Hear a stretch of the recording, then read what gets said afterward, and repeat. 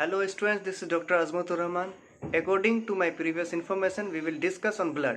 आज हम लोग ब्लड के बारे में पढ़ेंगे। ब्लड के क्या क्या प्रॉपर्टीज़ होते हैं, उसका क्या कंपोजिशन होता है और हमारे बॉडी के लिए क्या इंपॉर्टेंट रोल निभाता है ब्लड, उसके बारे में पढ़ेंगे। आगे देखते हैं। अगर हम इंट्रोडक्शन की बात करें तो blood is a fluid connective tissue. It is considered as fluid of life because it carries oxygen from lungs to all part of the body and carbon dioxide from all part of the body to lungs.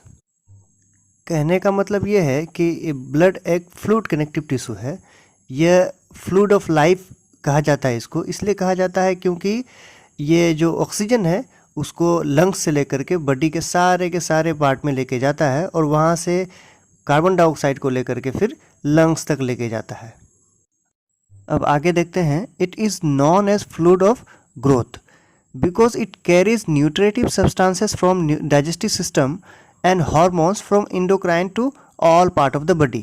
मतलब यह है कि इसको fluid of growth भी कहते हैं। क्योंकि digestive system से जितने सारे न्यूट्रिटिव सब्सटेंसेस है उसको वो लेकर के और इंडोक्राइन ग्लैंड से हार्मोन्स को लेकर के बॉडी के सारे पार्ट में लेके जाते हैं। अब आगे देखते हैं। The blood is also called the fluid of health because it protects the body against the disease and gets rid of the waste product and unwanted substances by transporting them to excretory organ like kidney। कहने का मतलब यह है कि इसको fluid of health भी कहा जाता है। क्यों कहा जाता है? क्योंकि ये बीमारियों से बचा के रखता है और वेस्ट प्रोडक्ट को बाहर निकालता है जो उसके लिए रिस्पॉन्सिबल एक्सक्रीटरी ऑर्गन होते हैं। अब आगे देखते हैं हम लोग प्रॉपर्टीज़ ऑफ ब्लड में। ब्लड के क्या क्या प्रॉपर्टीज़ हैं? पहला है कलर। कलर होता है उसका रेड, जिसमें आर्टेरियल ब्लड का कलर क्या होता है? स्कारलेट रेड होता है, थोड़ा चमकीला लाल होता है। क्यों होता है? क्योंकि उसमें ऑक्सीजन का लेवल ज़्यादा होता है। और वेनस ब्लड का कलर होता है पर्पल रेड। क्यों? उसमें कार्बन डाइऑक्साइड का लेवल ज़्यादा होने की वजह से। ब्लड के कलर से एक सवाल याद आया। कुछ ऐसे अर्थ्रोपोड्स और मोलस्कन्स का नाम बताना है जिसमें ब्लड के जगह पे हीमोसाइनिन ऑक्सीजन को कैरी करने का काम करता है। सवाल को फिर से सुनिए। Give some name of arthropods and molluscs use haemocyanin to carry oxygen instead of blood. अब आते हैं हम लोग ब्लड के दूसरे प्रॉपर्टी वॉल्यूम पे। एक नॉर्मल एडल्ट मेल में 5 लीटर ब्लड होता है, एक नॉर्मल एडल्ट फीमेल में 4.5 लीटर होता है और एक न्यूबॉर्न बेबी में 450 ml होता है। एक नोट करने वाली बात यह है कि किसी भी एक नॉर्मल यंग हेल्दी यंग में उसके बॉडी का 8% वेट उसके ब्लड का होता है। तीसरा प्रॉपर्टीज अगर रिएक्शन की बात करें, रिएक्शन और पीएच की बात करें तो ब्लड का पीएच 7.4 होता है जो कि स्लाइटली अल्कलाइन होता है। और आगे बात करें चौथा प्रॉपर्टीज़ के बारे में तो उसके स्पेसिफिक ग्रेविटी को अगर ध्यान दिया जाए तो specific gravity of total blood होता है 1.052 से 1.061 तक और specific gravity of blood cell का 1.092 से 1.101 पे होता है और स्पेसिफिक ग्रेविटी ऑफ प्लाज्मा का होता है 1.022 से 1.026 तक होता है। और हम अगला प्रॉपर्टीज़ विस्कोसिटी के बारे में अगर देखें तो ब्लड 5 टाइम मोर विस्कस होता है पानी के। ये क्यों होता है? इसलिए क्योंकि इसमें आरबीसी और प्लाज्मा प्रोटीन पाया जाता है। अब आते हैं हम लोग ब्लड के कंपोजिशन के बारे में। ब्लड किस चीज़ का बना होता है? ब्लड जो है मेनली 2 चीज़ का बना होता है। ब्लड सेल जिसमें 45% होता है और प्लाज्मा जो 55% होता है। टोटल ये दोनों चीज़ से बना होता है, ब्लड सेल और प्लाज्मा से। फिर ब्लड सेल जो है वो 3 तरीके का ब्लड सेल होता है जिसमें पहला है आरबीसी, दूसरा है प्लेटलेट्स, तीसरा है डब्ल्यूबीसी। अब फिर इस डब्ल्यूबीसी 2 तरीके का होता है, अग्रेनुलोसाइट और दूसरा ग्रेनुलोसाइट। अग्रेनुलोसाइट फिर दो तरीके का होता है, मोनोसाइट और लिम्फोसाइट। लिम्फोसाइट जो है उसको अकॉर्डिंग टू द साइज अगर देखा जाए तो 2 पार्ट में बांटा गया है, लार्ज लिम्फोसाइट और स्मॉल लिम्फोसाइट। लार्ज लिम्फोसाइट का साइज जो होता है उसका डायमीटर 10 से 12 माइक्रोन होता है और स्मॉल लिम्फोसाइट का डायमीटर 7 से 10 माइक्रोन होता है। अब फिर लिम्फोसाइट को अकॉर्डिंग टू फंक्शन अगर बांटें तो उसको 2 पार्ट में बांटा गया है, टी लिम्फोसाइट और बी लिम्फोसाइट। फिर हम देखते हैं ग्रेनुलोसाइट के बारे में। ग्रेनुलोसाइट को हम 3 भाग में बांटे हैं, न्यूट्रोफिल, बेसोफिल और इस्नोफिल में। ये था हमारा ब्लड सेल का कंपोनेंट्स जो 45% रेशियो रखता है टोटल ब्लड सेल का, टोटल ब्लड का। अब बात करते हैं हम लोग प्लाज्मा का, जो टोटल ब्लड में 55% अपना हकदार रखता है। इस प्लाज्मा को टोटल 3 कंपोनेंट्स में बांटा गया है। 3 कंपोनेंट्स है इसका टोटल, सॉलिड, वाटर और गैस। सॉलिड जो है इसमें टोटल 7 से 8% होता है और वाटर 92 से 93% और बाकी के गैसेस होते हैं। अगर हम बात करें सॉलिड की, तो सॉलिड में इसमें 2 तरीके का कंपोनेंट्स होता है, जैसे पहला है ऑर्गेनिक सब्सटेंसेस, दूसरा इनऑर्गेनिक सब्सटेंसेस। इस ऑर्गेनिक सब्सटेंसेस को अगर देखा जाए तो टोटल इसमें बहुत सारे कंपोनेंट्स हैं। जैसे मेन कंपोनेंट्स है उसमें प्लाज्मा प्रोटीन है, अमाइनो एसिड है, कार्बोहाइड्रेट्स है, फैट्स है, इंटरनल सिक्रेशन है, एक एंजाइम है, नॉन प्रोटीन नाइट्रोजनस सब्सटेंस है। अगर बात हम करें प्लाज्मा प्रोटीन तो उसमें 3 कंपोनेंट्स होते हैं, अल्बुमिन, ग्लोबुलिन और फाइब्रिनोजिन। अमाइनो एसिड की अगर बात करें तो इसेंशियल अमाइनो एसिड और दूसरा non essential amino acid. Carbohydrate की अगर बात करें तो ग्लूकोज। अगर हम फैट्स की बात करें तो ट्राइग्लिसराइड, कोलेस्ट्रॉल, फॉस्फोलिपिड होता है इसमें। अगर हम इंटरनल सिक्रेशन की अगर बात करें तो इसमें हार्मोन होता है। अगर हम एंजाइम की बात करें तो इसमें होता है amylase, carbonic anhydrase, acid phosphate, alkaline phosphate, lipase, esterase.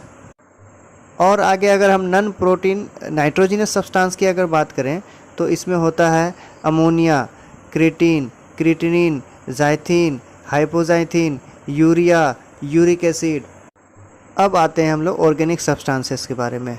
Organic substances में है sodium, calcium, potassium, magnesium, bicarbonate, chloride, phosphate, iodine, iron, copper. और आखिरी हम गैस की अगर बात करें तो इसमें 3 होते हैं गैस, ऑक्सीजन, कार्बन डाइऑक्साइड और नाइट्रोजन। अब आते हैं हम लोग ब्लड सेल के बारे में। ये ब्लड सेल अपने पूरे ब्लड का 45% अपना हकदार रखता है।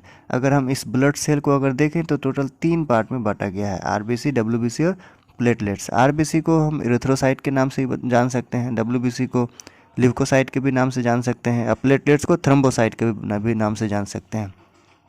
इन सारे ब्लड सेल के बारे में भी हम पढ़ेंगे इंडिविजुअली, लेकिन बाद में। अब अगर हम प्लाज्मा को देखें तो जैसे हम लोगों ने देखा कि प्लाज्मा पूरे ब्लड में से अपना 55% हकदार होता है। प्लाज्मा जो है वो स्ट्रोकलर्ड पार्ट होता है ब्लड का, जिसमें 91 से 92% वाटर और 8% से 9% तक सॉलिड सब्सटेंसेस होता है, जिसमें ऑर्गेनिक और इनऑर्गेनिक सब्सटेंसेस होता है। हम लोगों ने कंपोजिशन में इसको देखा भी है। अगर हम सीरम की बात करें तो सीरम क्लियट स्ट्रोकलर्ड फ्लूइड होता है जो क्लोटेड ब्लड से ओज होके यानी रिस के बाहर आता है। अगर हम बॉडी से बात करें, बॉडी से जब ब्लड बाहर निकलता है तो इंट्रिंसिक और एक्सट्रिंसिक पाथवे कंप्लीट होने के बाद थर्ड यानी फाइनल स्टेज में थ्रोम्बिन जो है इनएक्टिवेट फाइब्रिनोजिन को एक्टिवेट फाइब्रिनोजिन में बदलता है। इस एक्टिवेटेड फाइब्रिनोजिन को हम क्या कहते हैं? फाइब्रिन मोनोमर कहते हैं। यह फाइब्रिन मोनोमर दूसरे मोनोमर मॉलिक्यूल के साथ क्या करता है? पॉलीमराइज करके एक जाल बना देता है, किसका? फाइब्रिन का। और वो जाल जो है जितने सारे ब्लड सेल होते हैं उसको ट्रैप कर लेता है और बाकी फ्लूइड को रिस के बाहर आने देता है। इसे हम क्या कहते हैं? जो रिसा हुआ फ्लूइड रहता है उसको हम क्या कहेंगे? सीरम कहेंगे। किसके? जितने सारे ब्लड सेल है उसके अलावा। अगर हम शॉर्ट में बात करें तो यह है कि सीरम में फाइब्रिनोजिन नहीं होता है और प्लाज्मा में फाइब्रिनोजिन होता है। मतलब देखा जाए तो serum equal to plasma minus fibrinogen. अगर हम ब्लड के फंक्शन की बात करें तो इसमें मेनली 9 मेजर फंक्शंस हैं, जिसमें पहला है न्यूट्रिटिव फंक्शन। न्यूट्रिटिव सब्सटेंस जैसे कि अमाइनो एसिड, लिपिड और विटामिन को डाइजेस्टेड फूड से निकलता है, जिसको जीआई ट्रैक्ट से एब्जॉर्ब करके ब्लड उसको बॉडी के डिफरेंट पार्ट में ले जाता है, जिससे बॉडी का ग्रोथ और एनर्जी मिलता है। अगर हम ब्लड के दूसरे फंक्शन की बात करें तो दूसरा function respiratory function. Blood respiratory gases का ट्रांसपोर्टेशन करता है।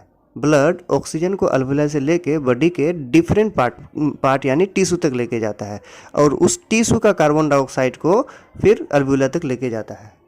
तीसरा है एक्सक्रीटरी फंक्शन। टिश्यूज़ में मेटाबॉलिक एक्टिविटी होने के बाद ब्लड उसको स्किटरी ऑर्गन जैसे कि किडनी, स्किन, लीवर के पास लेके जाता है और फिर उसे बॉडी से बाहर निकाल देता है। चौथा है transport of hormones and enzymes. Hormone ductless gland यानी इंडोक्राइन ग्लैंड से निकलता है, वो डायरेक्ट ब्लड में जाता है, जिसको फिर ब्लड टारगेटेड ऑर्गन और टिश्यू में लेके जाता है। पांचवा है regulation of water balance. PH को और ब्लड और टिश्यू फ्लूइड को लगातार पानी के एक्सचेंज को करके और स्किटरी मटेरियल को ट्रांसपोर्ट करके वाटर बैलेंस को मेंटेन रखता है। अगला यानी छठा है regulation of acid base balance. Plasma protein और हीमोग्लोबिन बफर की तरह काम करता है, जो कि एसिड बेस बैलेंस को मेंटेन रखता है। अगला यानी सातवां है regulation of body temperature. Blood के लगातार फ्लो होने की वजह से उसमें टेम्परेचर होता है और वह बॉडी के थर्मो रेगुलेटरी मैकेनिज्म को मेंटेन रखता है, मतलब कि बॉडी के टेम्परेचर को कम या ज़्यादा होने से बचाता है। आठवां है स्टोरेज फंक्शन। पानी और कुछ इंपॉर्टेंट सब्सटेंसेस जैसे कि प्रोटीन, ग्लूकोज, सोडियम और पोटेशियम टिश्यू को लगातार चाहिए होता है और ब्लड ही है जो इन सब का रेडीमेड सोर्स है। यह सारे सब्सटेंसेस ब्लड से ज़्यादा यूज़ किए जाते हैं जब कोई स्टार्वेशन यानी व्रत में रहता है या फिर फ्लूइड लॉस या फिर इलेक्ट्रोलाइट लॉस में होता है। अब नौवां और आखिरी फंक्शन है डिफेंसिव फंक्शन। ब्लड बॉडी के इम्यून सिस्टम में बहुत इंपॉर्टेंट रोल निभाता है, जिसमें डब्ल्यूबीसी का मेन फंक्शन होता है। डब्ल्यूबीसी के न्यूट्रोफिल और मोनोसाइट फेगोसाइटोसिस के प्रोसेस से बैक्टीरिया को निगल लेता है। अगर लिम्फोसाइट की बात करें तो लिम्फोसाइट इम्यूनिटी के डेवलपमेंट में इन्वॉल्व रहता है। और फिर अगर इस्नोफिल की अगर बात करें तो इस्नोफिल डिटॉक्सिफिकेशन, डिसइंटीग्रेशन और फॉरेन प्रोटीन को बाहर निकालने में मदद करता है। Guys, thank you for complete watching my video, and my next topic will on RBC. Guys, do subscribe, share and press the bell icon for my future topics. Thank you.